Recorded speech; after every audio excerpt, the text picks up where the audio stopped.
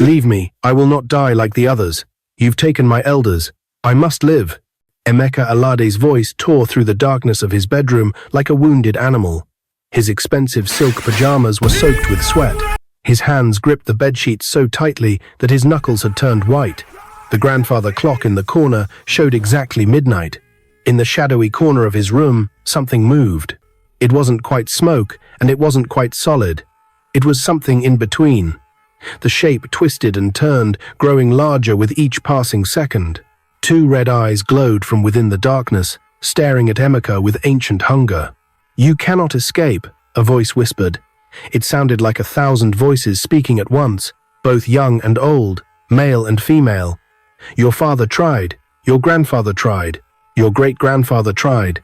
They all screamed, just like you. They all begged. They all died."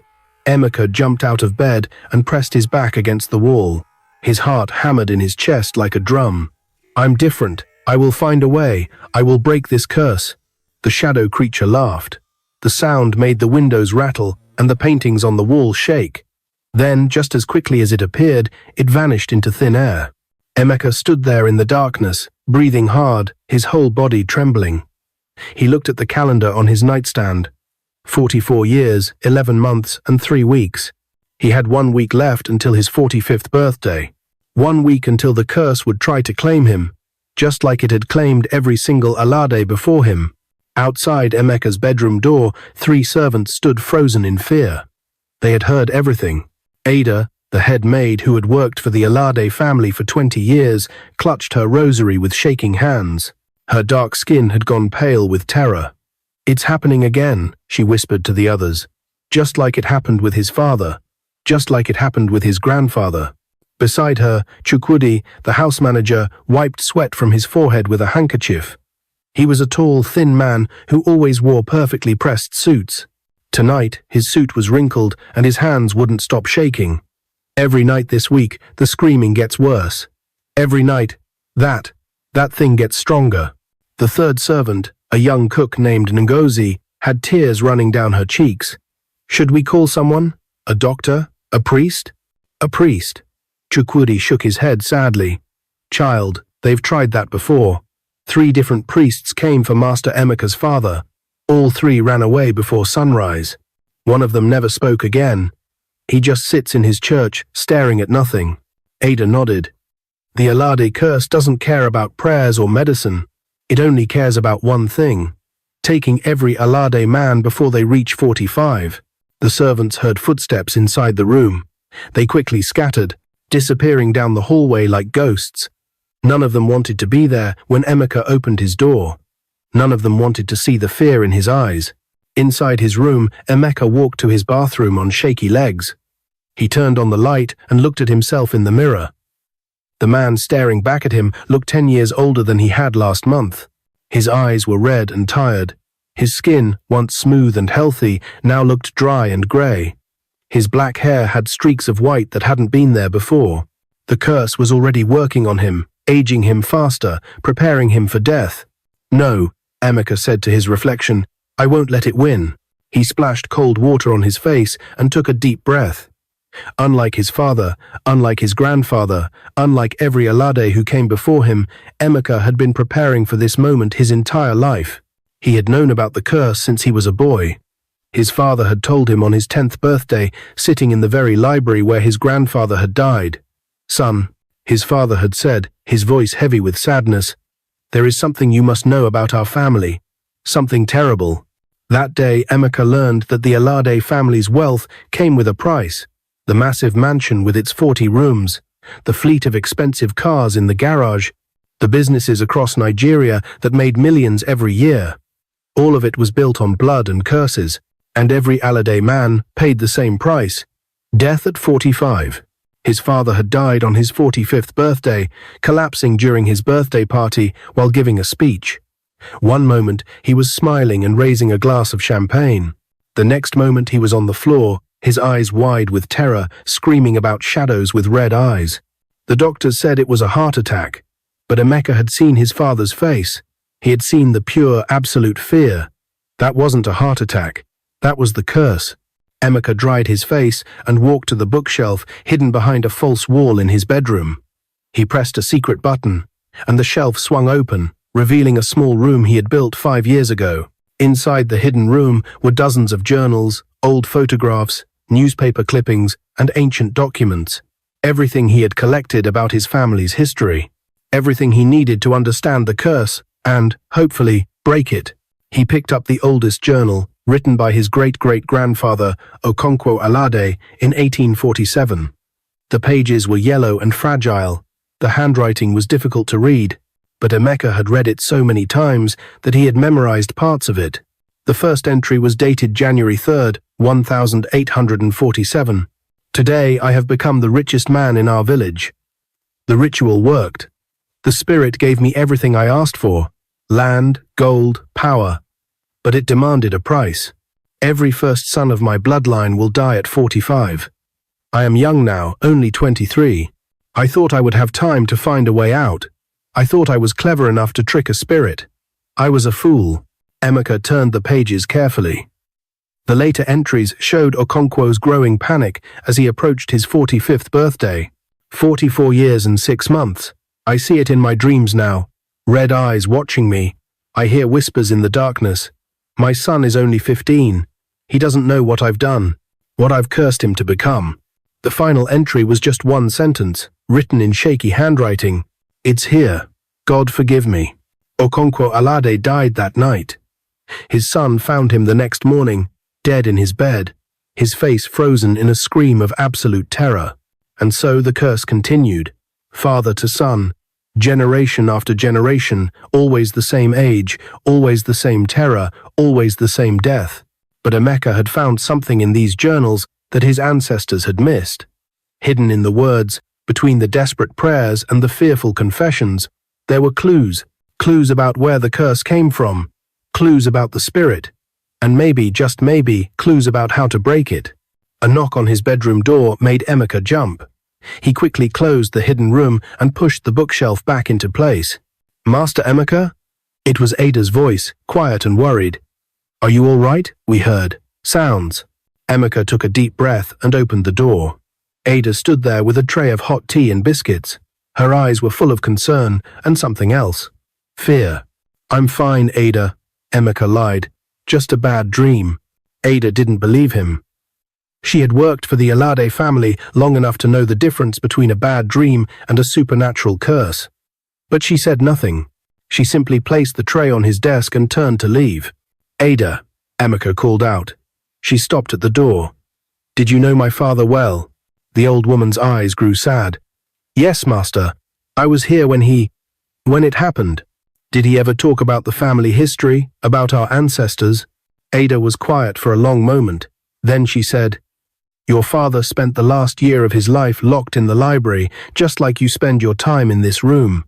He was looking for something, reading old books, making phone calls to people in faraway places, priests, witch doctors, historians, anyone who might know something. Did he find anything? Ada shook her head. If he did, he never told anyone. But, she hesitated. But what? 3 days before he died, he burned something in the fireplace, a whole stack of papers. He told me they were just old business documents, but I saw him crying while he burned them, and I heard him say something strange. Emeka's heart beat faster. What did he say? Ada looked directly into his eyes. He said, The truth was here all along, in our own house, and I was too blind to see it. Before Emeka could ask what that meant, Ada quickly bowed and left the room, closing the door behind her. Emeka stood there, his mind racing. The truth was in the house. What truth? He had searched every room, read every document, explored every corner of the mansion. What had his father found that Emeka had missed? He looked at the clock. 12:47 a.m. Less than 7 days until his 45th birthday. Less than 7 days to solve a mystery that had killed every man in his family for almost 200 years. Emeka sat down at his desk and opened his laptop. He had work to do. He would search the house again, top to bottom. He would read every journal again, every letter, every scrap of paper. Because unlike his ancestors, Emeka Alade refused to accept his fate. He would find the truth. He would break the curse. or he would die trying. Outside his window, hidden in the shadows of the massive mango tree, two red eyes watched him work. The spirit smiled, if something without a face could smile. Soon, it thought. Very soon. The morning sun broke through Emeka's window, but he didn't notice. He had been awake all night, surrounded by papers, journals, and old photographs spread across his desk and floor. His eyes burned with exhaustion. His coffee had gone cold hours ago, but he had found something. In one of his grandfather's journals, there was a drawing, a simple sketch of the mansion's floor plan. But something was wrong with it. The dimensions didn't match. According to the drawing, the west wing of the house was 30 feet longer than it actually was. Emeka stood up so fast that his chair fell backward with a crash. "There's a hidden room," he whispered to himself. "A room that's not on any modern floor plan." He grabbed the journal and ran out of his bedroom, not bothering to change out of his wrinkled pajamas. His bare feet slapped against the cold marble floors as he raced down the hallway toward the west wing. The west wing was the oldest part of the mansion. It had been built by his great-great-grandfather Okonkwo himself in 1847. The same year the curse began. Emeka's heart pounded as he reached the west wing. The hallway was dark and dusty. Nobody used this part of the house anymore. After his grandfather died here, the family had simply closed it off. He walked slowly down the corridor, counting his steps and measuring distances in his head. According to the drawing, there should be a room between the old dining hall and the servant quarters. But there was only a wall covered with old paintings of stern-looking Alade ancestors. Emeka pressed his ear against the wall and knocked. The sound was hollow, empty space behind it. "Yes," he said out loud. His voice echoed in the empty hallway. He began pressing the wooden panels, looking for a switch or button. Nothing happened. He tried pushing the frames of the paintings. Still nothing. Frustrated, he stepped back and really looked at the paintings. 7 portraits of 7 Alade men. All of them had died at 45. All of them stared down at him with painted eyes that seemed to hold secrets. Wait. Emeka looked closer at the paintings. They weren't arranged by date. They were arranged in a specific order. His great-great-grandfather, Okonkwo, was in the middle. 3 ancestors before him on the left, 3 ancestors after him on the right. But that didn't make sense. The curse started with Okonkwo. There shouldn't be 3 ancestors before him who died at 45.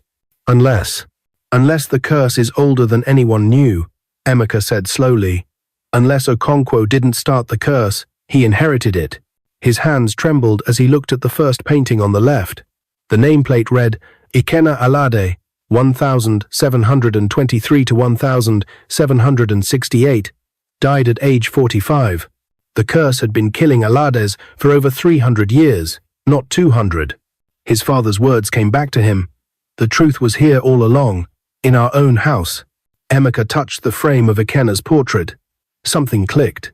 The painting swung forward like a door, revealing a keyhole behind it. "I need a key," Emeka muttered. But what key?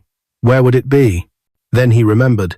When his father died, Emeka had inherited all his personal belongings.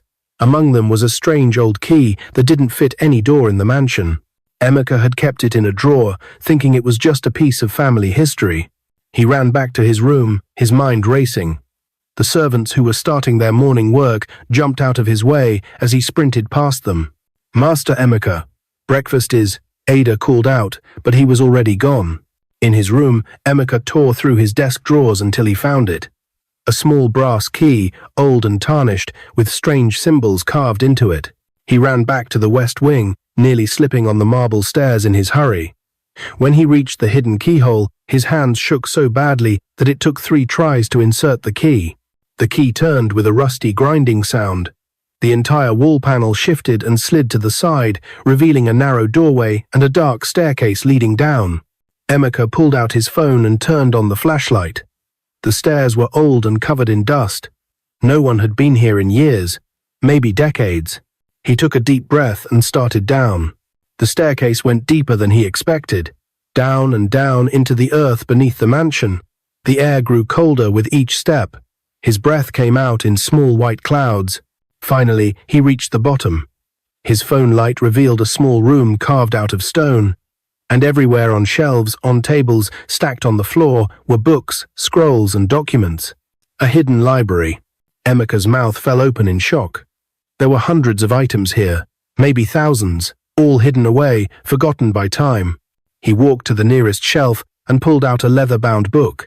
The pages were written in Old Igbo, a version of the language so ancient that Emeka could barely understand it.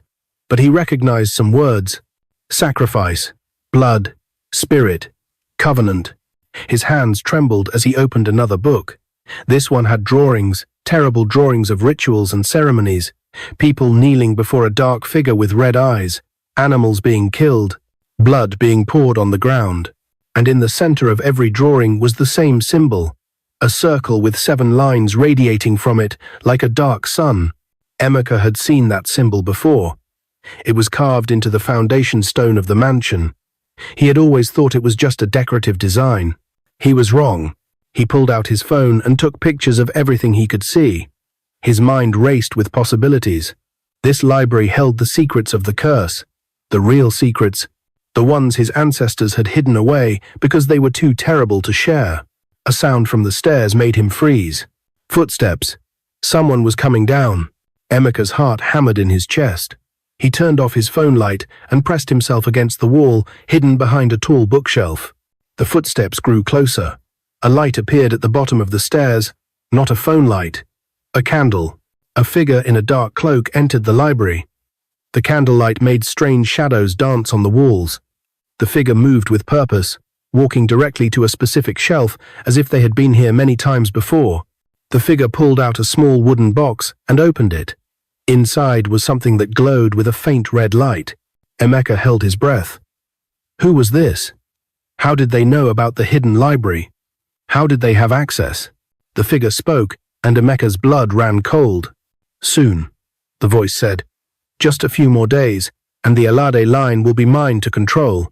It was a woman's voice, familiar, someone from the house. The figure turned, and the candlelight fell on her face. It was Adana, his younger sister. Emeka's mind went blank with shock. His sister? His only living relative? The person he trusted most in the world? Adana smiled at the glowing object in the box. Father tried to break the curse. Grandfather tried. They all tried and failed. They never understood that the curse isn't the problem. The curse is the gift, the power, the wealth. And it all passes to the women of the family when the men die. She closed the box and held it close to her chest. Poor Emeka. He thinks he's so clever, reading those old journals, searching for answers. He has no idea that every Alade man who tried to break the curse was stopped by the women who wanted to keep it. Emeka's legs felt weak. His sister. His own sister was part of this. Had she been working against him the whole time? Had she been helping the spirit? Adana started walking back toward the stairs. She stopped suddenly and sniffed the air. Someone's been here recently, she said quietly. The dust is disturbed. She raised the candle higher, looking around the room. The light came closer to Emeka's hiding spot. Is someone there? Adana called out. Her voice had changed. It was cold now. Dangerous. Emeka pressed harder against the wall, trying not to breathe, trying not to move.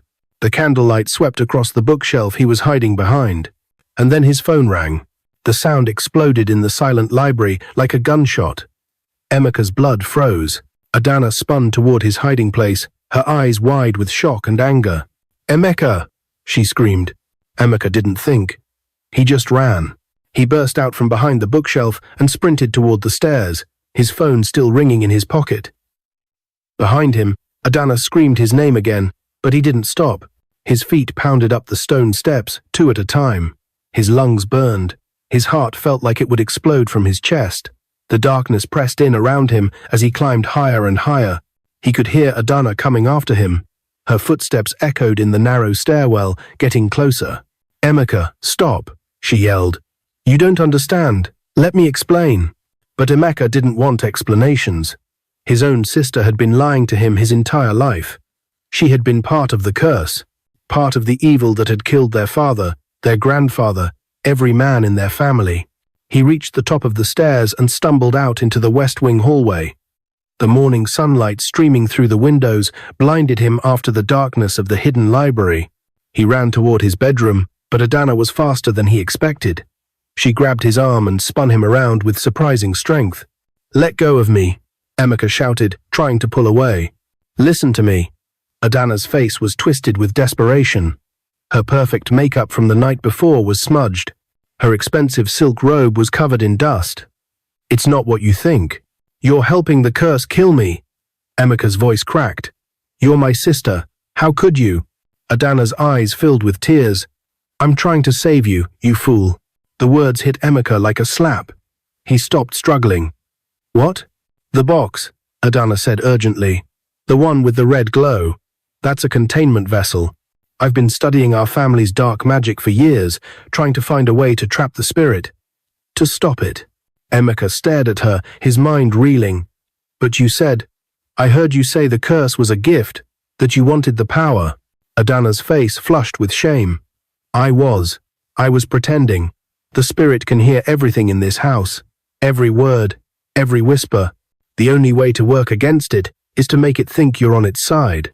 "I don't believe you," Emeka said, but his voice was uncertain. "Then explain this," Adana said. She pulled down the collar of her robe, revealing her shoulder. There was a terrible burn mark there, shaped like the symbol Emeka had seen in the hidden library. The circle with 7 lines. "This is what the spirit did to me when I first tried to fight it. 3 years ago, I almost died." Emeka's anger wavered. The burn looked old but vicious. "Why didn't you tell me?" "Because everyone who knows the truth dies faster," Adana said. Her tears were flowing freely now. "Father figured it out. That's why he died 3 months before his 45th birthday, instead of on the day itself. The spirit killed him early as punishment for getting too close to the truth." Emeka's legs felt weak. He leaned against the wall. "What is the truth?"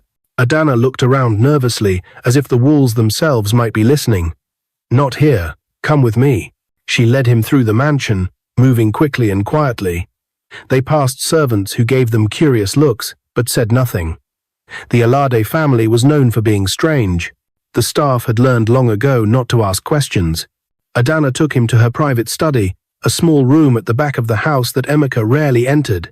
She locked the door behind them and went to her bookshelf. Like Emeka, she had a hidden compartment. She pressed a button and pulled out a thick folder. "Sit down," she said. "You need to see this." Emeka sat in a leather chair while Adana spread papers across her desk. There were photographs, documents, letters and drawings, all of them related to the Alade curse. "The curse didn't start with Okonkwo," Adana began. "It started with his great-grandfather, Emeka Alade, in 1723. Emeka was a slave trader." Emeka felt sick. "What?" "He sold his own people to European ships," Adana continued, her voice hard. "Hundreds of them, maybe thousands. He became rich beyond imagination. But one day, he captured a woman who was a powerful priestess. She begged him not to sell her daughter. She offered him anything, gold, land, power. But Emeka refused. He sold the daughter anyway." Adana pulled out a yellowed piece of paper covered in old Igbo writing. Before the priestess was taken away on the ships, she cursed Emeka. She called upon an ancient spirit of vengeance. She said that every firstborn son of the Alade line would die at 45, the same age Emeka was when he sold her daughter. Emeka's hands trembled as he looked at the document. "So the spirit isn't evil, it's justice?" "It was justice," Adana corrected.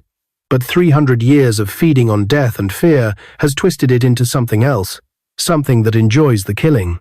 It doesn't care that Emeka is long dead. It just wants to continue the cycle forever. How do we stop it?" Adana's face grew grim. "That's the problem. Every Alade man who got close to finding the answer died. But I think I've figured it out. The curse can only be broken by someone from the Alade bloodline making the same sacrifice the priestess made." "What sacrifice?" "She gave up her daughter to save her people. An Alade must give up what they love most to save the family line." Emeka's mind raced. "What I love most? My money? The mansion?" Adana shook her head slowly. "No, Emeka. It has to be something that truly matters, something that would hurt to lose." Before Emeka could respond, the temperature in the room dropped suddenly. Their breath came out in white clouds. The lights flickered. A dark shape began to form in the corner of the room. Red eyes glowed in the darkness. "It knows," Adana whispered, her face pale with terror. "It knows we're together. It knows we're planning something." The spirit's voice filled the room like poison. "Clever children, but not clever enough.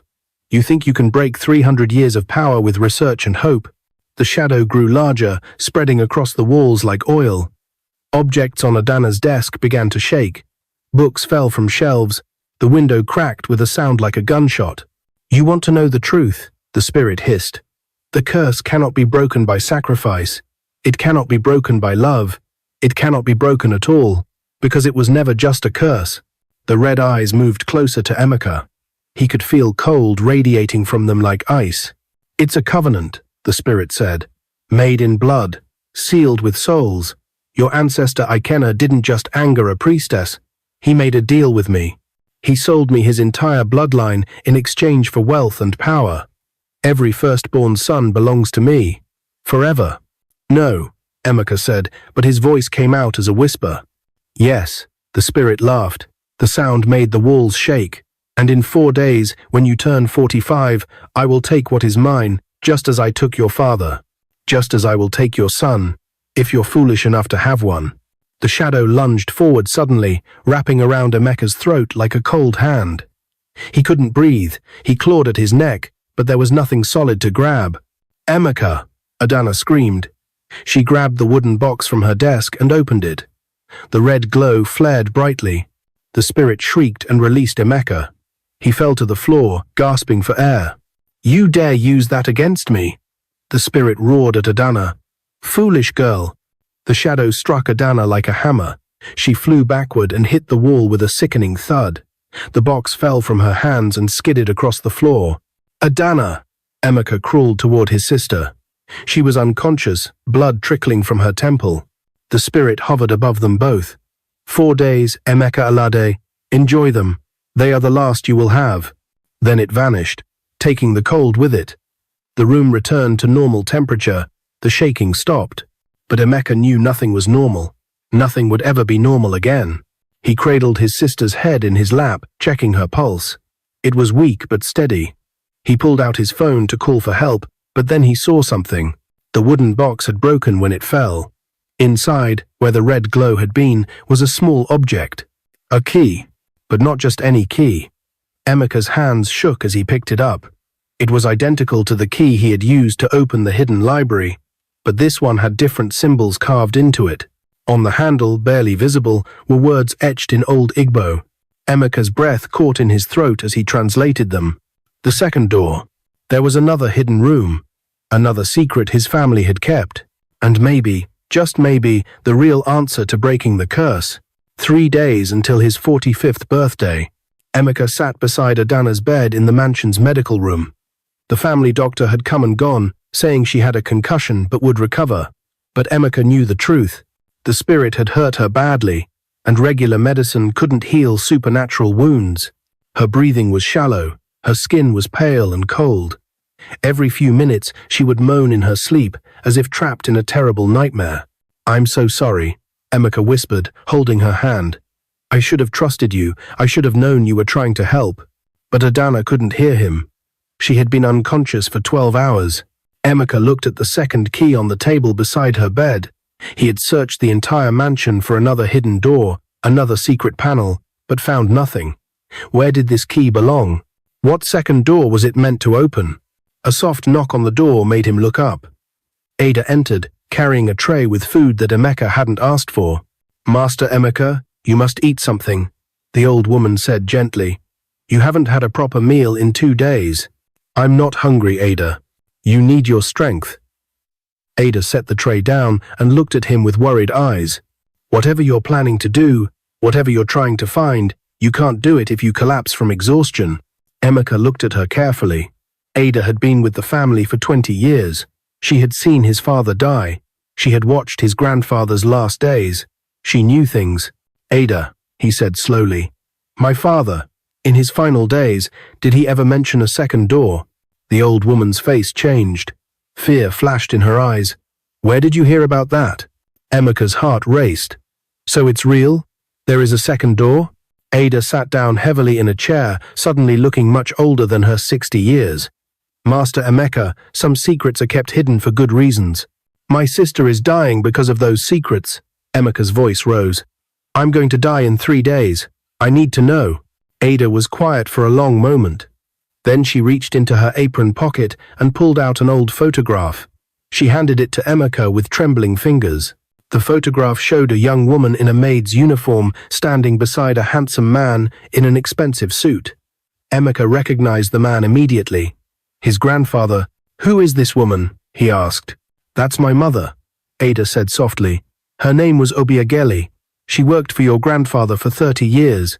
She was there the night he discovered the second door. Emeka looked up sharply. Where is it?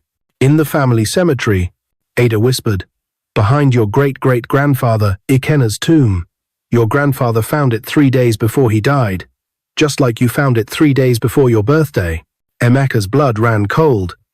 What do you mean, just like me? Ada's eyes filled with tears. The spirit plays games, Master Emeka.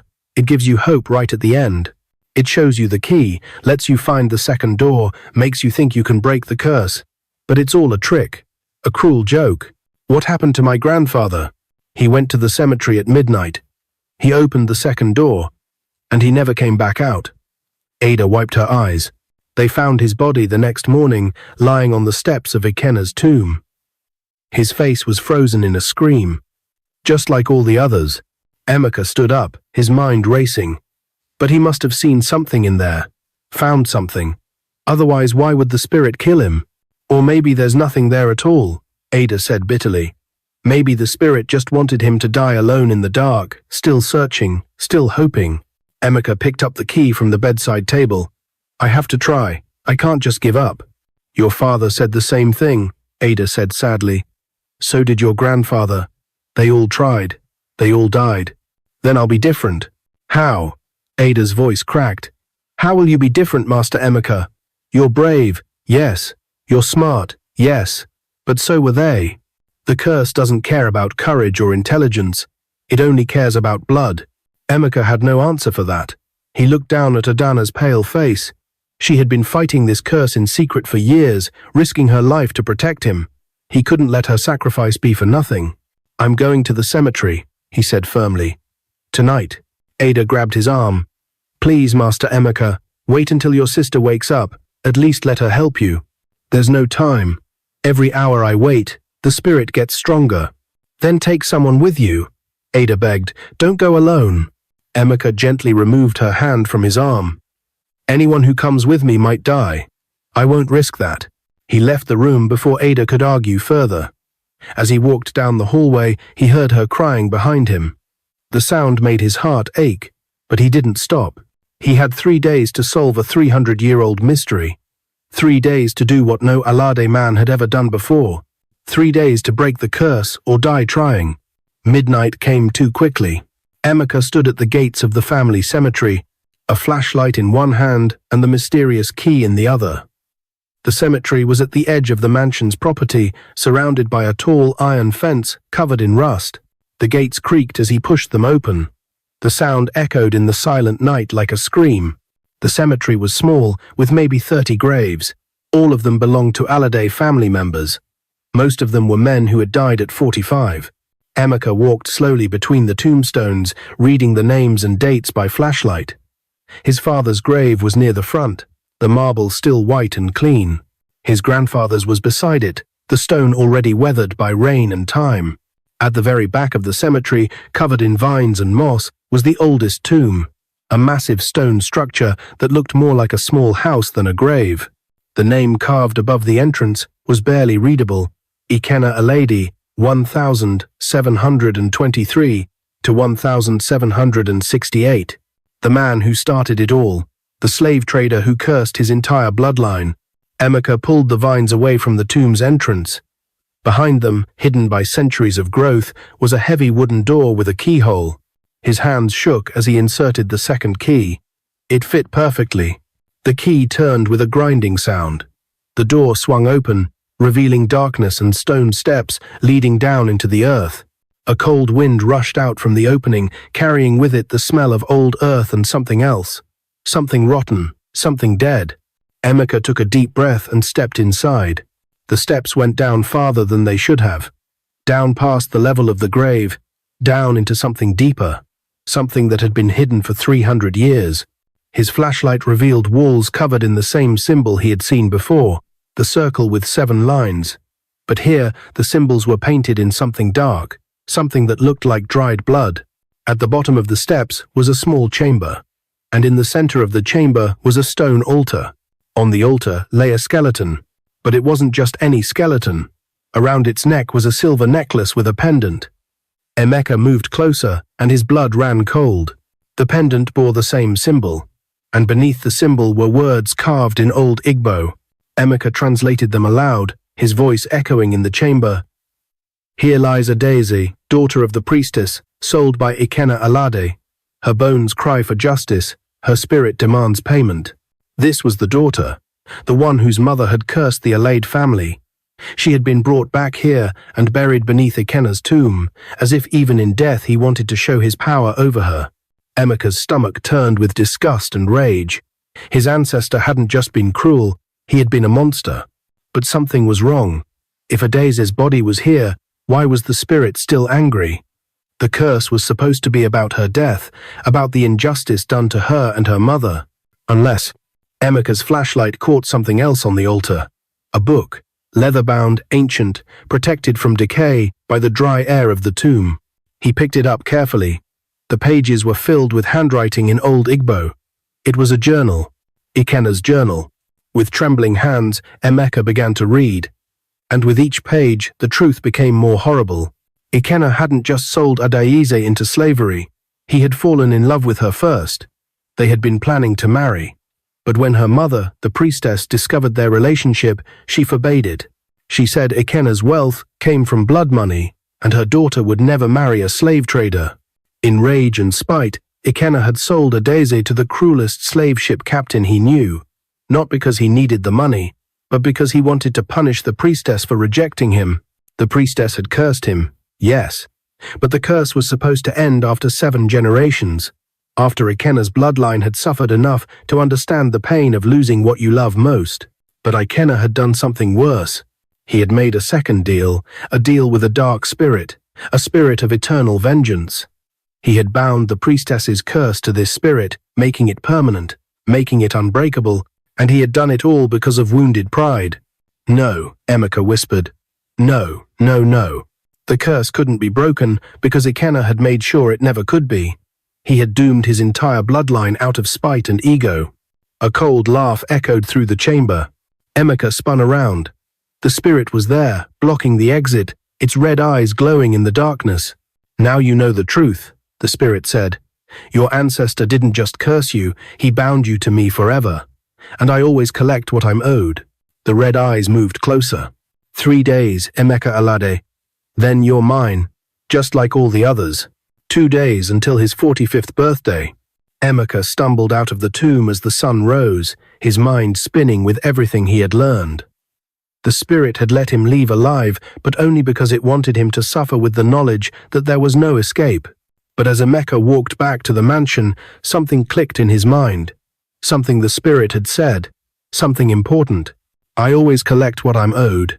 The spirit didn't just want death, it wanted payment. It was bound by the deal Ekena had made, just as much as the Alade family was bound by the curse. Back in his room, Emeka spread out all the journals, all the documents, everything he and Adana had collected. He read through the night and into the next day, barely sleeping, barely eating. Ada brought him food and water, watching him with sad eyes.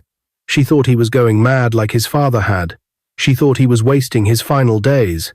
But Emeka was seeing something no one else had seen before. Every Alade man had tried to break the curse, but they had all approached it the same way, trying to destroy it, fight it, escape it. No one had ever tried to complete it. On the evening before his 45th birthday, Adana finally woke up. Emeka was at her bedside immediately. "Brother," she whispered, her voice weak. "You're still here. You're still alive." "Barely," Emeka said with a tired smile. "But I think I know how to end this." He explained everything he had discovered. The tomb, Adaize's bones, Ekena's journal, the true nature of the curse. Adana listened, her eyes growing wider. So the curse was supposed to end after 7 generations, but Ekena bound it to the spirit permanently. Yes, Emeka said, but spirits can only act within the rules of the deals they make. The original curse from the priestess was about justice, about understanding the pain of loss. Ekena's deal with the spirit twisted it, but the core remained the same. What are you saying? Emeka took a deep breath. The priestess wanted the Alade family to understand what they took from her daughter, her future, her bloodline. Ekena made the curse permanent because he refused to give up anything. He kept his wealth, his power, his pride. Every Alade since then has done the same. They tried to save their lives while keeping everything else. Adana's eyes filled with understanding. But the curse can't end until an Alade makes the same sacrifice the priestess made. Exactly, Emeka said. She lost her daughter to save her people's dignity. An Alade must give up something equally precious to save the bloodline. Your wealth, Adana said. You have to give up the fortune. Emeka shook his head. It's more than that. The Alade fortune was built on slavery, on blood money. Every generation has profited from Ekena's evil. To break the curse, we have to give it all back. Adana sat up despite her pain. All of it? The businesses? The mansion? Everything? Everything, Emeka confirmed. And we have to do it publicly. We have to acknowledge what Ekena did. We have to make it right. But that will destroy us, Adana whispered. We'll have nothing. We'll have our lives, Emeka said. And the curse will end. Not just for me, but for all future Alades. Your children. Their children. Tears rolled down Adana's cheeks. Are you sure this will work? No, Emeka admitted. But it's the only thing no one has tried before. Midnight, his 45th birthday. Emeka stood in the family cemetery, dressed in simple white clothes. Around him were witnesses Ada, the house staff, and a lawyer he had called. In his hands were legal documents that would transfer the entire Alade fortune to a foundation dedicated to fighting modern slavery and human trafficking. He had spent the entire day signing papers, making calls, and arranging everything. The mansion would become a museum and educational center. The businesses would be sold, with all proceeds going to descendant communities of enslaved people. The Alade name would be attached not to wealth, but to restitution. Adana stood beside him, weak but determined. She held a box containing Adezi's bones, which they would rebury properly with full honors. As the clock struck midnight, the temperature dropped. The spirit appeared, larger than ever before, its red eyes blazing with anger. What is this? It roared. What trick are you playing, Emeka Alade? No trick, Emeka said calmly. I'm fulfilling the original curse. The priestess wanted an Alade to understand the pain of sacrifice, to give up everything for justice. That's what I'm doing. You can't, the spirit shrieked. The deal was permanent. Ekena made sure of it. Ekena made a deal based on the priestess's curse, Emeka countered. But he violated the spirit of her wish. He tried to cheat justice. I'm correcting that. I'm giving you what the curse was always supposed to receive, an Alade who chooses right over wealth, justice over power, sacrifice over selfishness. The spirit lunged at him, but something stopped it. An invisible barrier. The red eyes flickered with confusion and rage. The deal is complete, Emeka said firmly. I've sacrificed everything the Alade family built on blood money. The debt is paid. A new light appeared in the cemetery. Warm and golden, unlike the cold red of the spirit's eyes. A figure took shape in the light, a beautiful woman in traditional Igbo clothing. The priestess. Thank you, she said to Emeka. Her voice was like music. For 300 years, I have waited for an Alade with the courage to choose justice. For 300 years, my daughter's spirit cried out for acknowledgement of the wrong done to her. You have given us both peace. She turned to the dark spirit. Your contract is fulfilled. You are released from your binding. Go back to the shadows from which you came. The spirit shrieked one final time, a sound of pure rage and frustration. Then it dissolved into smoke and vanished. The cold left the air. The oppressive weight that had hung over the cemetery lifted. For the first time in 300 years, the Alade curse was broken. Emeka fell to his knees, exhausted and relieved. Adana knelt beside him, both of them crying. The priestess smiled at them. Your family will never be wealthy again, but you will be free, and you will live full lives, unburdened by the sins of your ancestor. That's all we want, Emana said. The priestess faded away like morning mist. The golden light dimmed and disappeared. 6 months later, Emeka stood in front of what used to be the Alade mansion, now transformed into the Adaez Memorial Center for Human Rights. Crowds gathered for the opening ceremony. Descendants of enslaved people, historians, human rights activists. Emeka and Adana lived in a small apartment in Lagos now. They worked regular jobs, they had little money, but they were alive, and they were free. As Emeka cut the ribbon to open the center, he thought about his father and grandfather. They had searched desperately for a way to break the curse while clinging to their wealth and privilege. They had never understood that you cannot hold onto blood money and expect clean hands. That night, Emeka slept peacefully for the first time in months. No nightmares, no cold presents, no red eyes in the darkness. The curse was broken, the debt was paid, and the Alade family, though no longer rich, finally had something money could never buy. Freedom. The end. Sometimes the greatest wealth is not what you gain, but what you have the courage to give away. The chains of the past can only be broken by those brave enough to let go of everything their ancestors built on injustice. Emeka Alade lost his fortune, but he saved his soul and every generation that would come after him. If this video interests you, please give it a thumbs up by liking, commenting, and subscribing to the channel. Thank you.